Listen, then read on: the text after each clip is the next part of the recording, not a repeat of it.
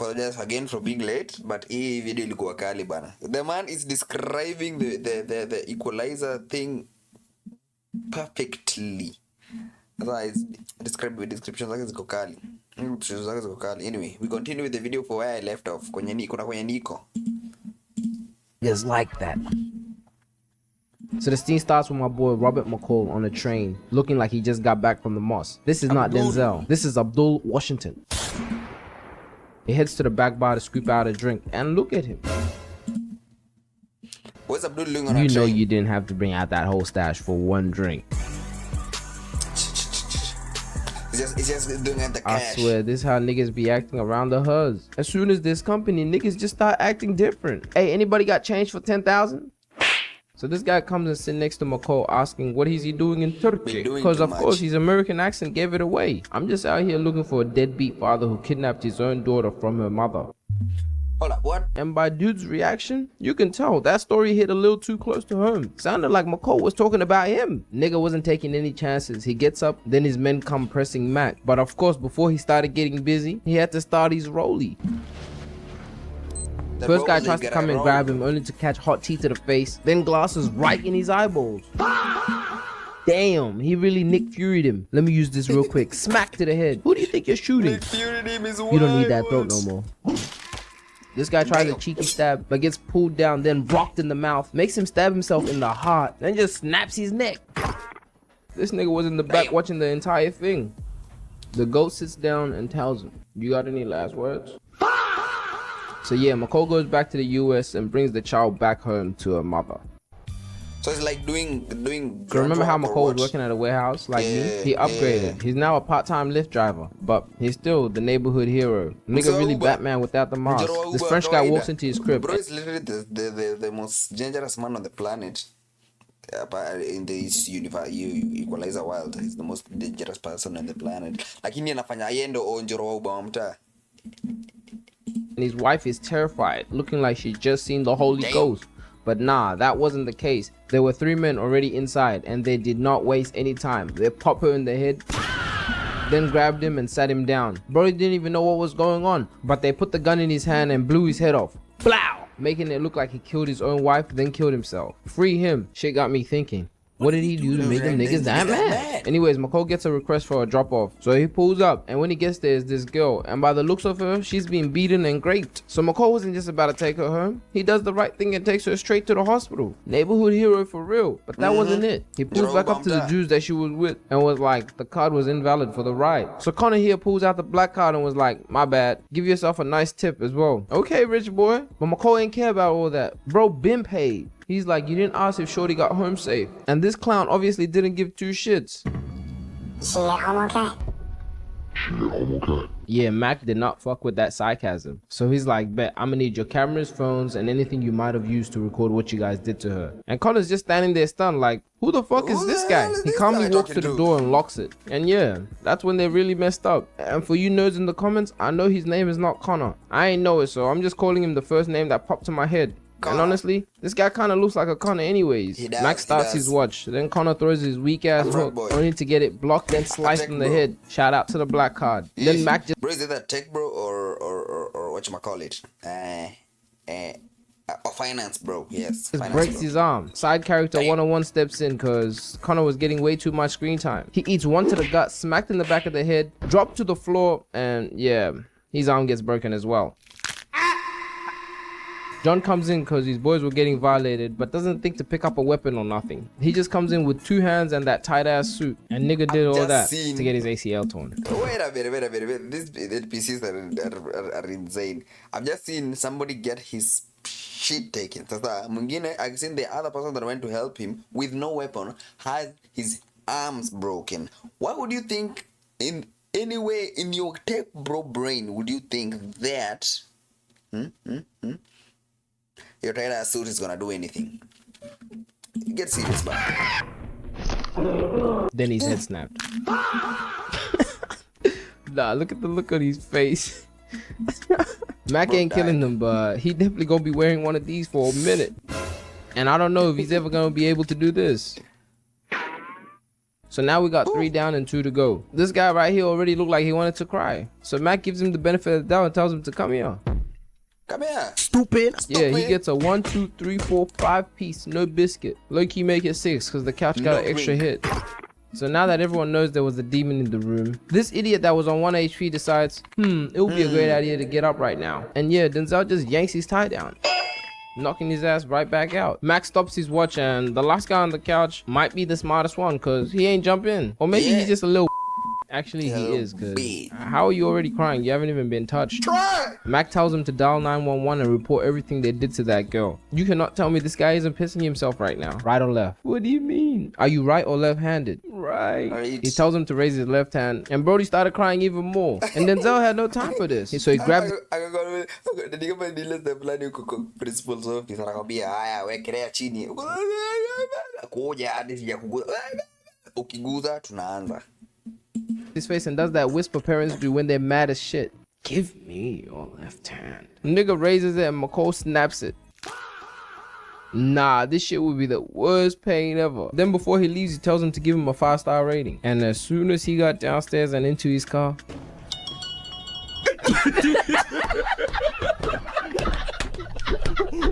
so yeah, Mac heads back to the crib and his best friend Susan is there. And she a real one cause it was Mac's wife's birthday and she actually flew down just to have dinner with him. These are the type of people you have to have around you. Not motherfuckers that say they're about to hop on the game and they don't. Anyways, Nicole got this kid Miles painting over graffiti in their little complex or whatever. And every time I see this kid, I can't help but to think about that time he pulled up to the red carpet without a cut. And listen, I ain't hating, he's obviously successful. But gang, come on. Surely you could have got a lineup or something. So Susan starts looking into that murder case from earlier. If you forgot, that nigga that they killed and made it look like he murdered his wife. Susan was really cracking down on this homicide, which was bad. While Susan was in the city where people say, croissant. Gang, it's croissant. Don't make life hard. Anyways, while she was in Paris, her and Dave were cracking down the case and doing the investigating. But when she gets to her hotel, she gets flanked by 2 guys and they start beating her ass. And this part, man, this shit was so sad. Like, that was my dog for real. They beat her up and unalive her. So obviously Mac gets the call from her husband Brian about what happened, and that was the spark that set it all. McCall flies back to DC for the funeral, but he couldn't attend because he was a dead man. So he just watched from up far. But after Brian explains the so-called death as a robbery, but nothing was really adding up because Susan never wore jewelry. Shit didn't sound right, so McCall had to start doing his own investigating. As Mac was trying to put all the pieces together, the 2 ops that got Susan ended up getting beamed. So yeah, it was clear this was big and they were cutting any loose ends. After days of digging and checking CCTV footage, Mac realizes he's gonna need help from an old friend. Dave, his former partner before retirement. I mean, before he faked his death. And yeah, he was shocked because imagine seeing a dead man.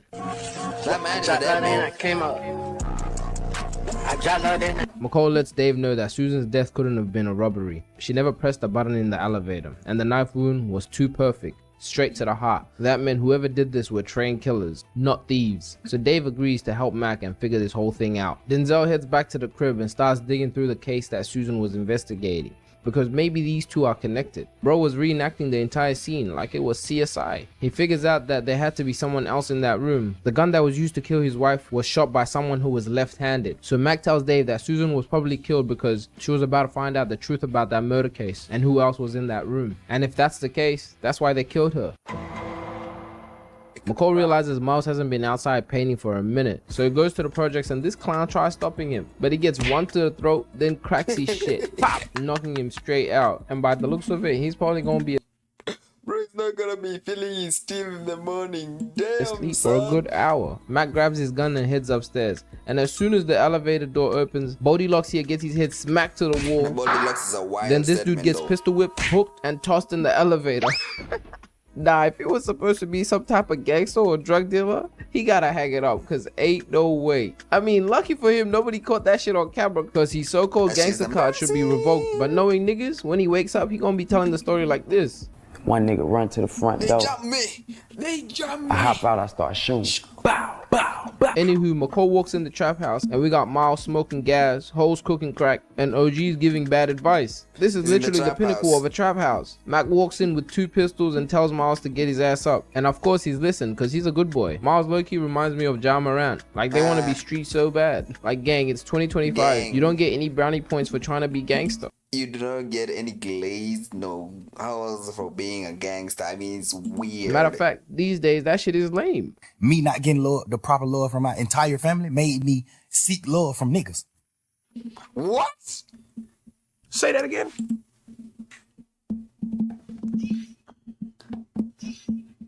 He said, I'm gonna need you to repeat yourself. Seek love from niggas. This nigga's a homosexual. He So is a McCall heads homosexual. downstairs, hands Miles the gun and was like, you want to be a killer, right? All right, kill me first. Kill me. Shoot me. And of course, Miles couldn't do it because he's not with it. So Mac grabs the gun and points it right at him and tells him this is what a real killer looks like. And just by the look at Miles' eyes, you can tell he never wanted this life. The eyes never lie, Chico. The eyes don't lie. Mac leaves and tells him to make a choice. And yeah, the next day he rocks up to his house because I guess he decided he doesn't want to be a hood idiot or actually a street idiot anymore. While McCall's back at the job doing drop-offs as usual, he picks up Mo Salah and something felt off. So McCall starts driving around the same block a few times. And the thing is, Salah didn't say a word. So that made it obvious. He pulls out a knife, but McCall starts driving left and right, had Salah in the back like this. Brody couldn't stay still. Mac gives him 2 elbows to the nose. Clink, clink. Had red Kool-Aid coming out. He crashes the car, grabs his arm while still driving and cracks it. Pop to the face, sending him flying back to the back seat. And I can't lie, this has to be. Imagine calling your insurance and telling them that you have people, they're crazy drivers on the road, and they're trying to kill each other. That's why they crashed you at the side of your car. The worst hitman I've ever seen. Who said this nigga? I have never shot a gun in my life, barely even seen that shit. But I probably could do a way better job than this bozo right here. Try! Brody pulls out the pistol, so Mac just hits the brakes, grabs his hands while still not trying to crash, then just hits a dead stop, nigga falls to the front and bang bang! Mac grabs his phone and burns him in the car. That was the worst hitman of all time. Hopefully they didn't prepay him, because if you did... Anyways, McCall rolls up to Dave's crib and announces, introducing himself to his wife. He shows Dave the phone he got from that hitman and tells him they're cutting loose ends. Nobody's safe. Me, you, your family, we're all in danger. But then he calls the last number the phone rang. Ooh. I don't ever slow up, no I don't take shit, I got no love for the Brogo found out quickly. I mean, what is the exact explanation you're trying to give yourself? fakeness. If you wanna play tough,